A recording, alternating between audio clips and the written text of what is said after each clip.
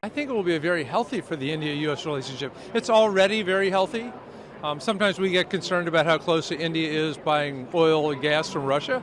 But the President Biden's relationship with President Modi has been very strong.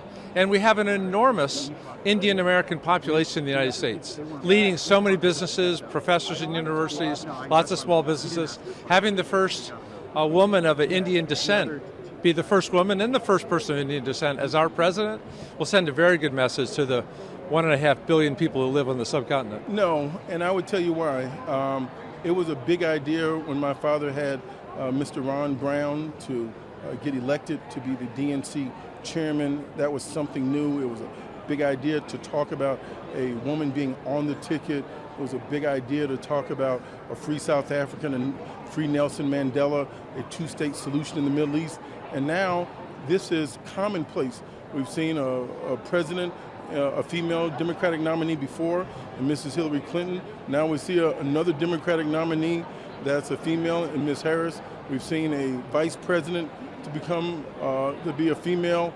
That this is now the new norm, and that's great. So our expectations have risen, and now we can meet them. We don't have to look at floors. Now we're looking at ceilings being removed, not just glass ceilings, but concrete ceilings, and let us recognize women in leadership. Well, this convention is definitely showing Democratic unity the way it would not have been a month ago. I mean, if Joe Biden were still the Democratic candidate, there's virtually no way we would be seeing this level of enthusiasm. In fact, a lot of questions will be asked about whether or not he could stay in this race and whether he can win.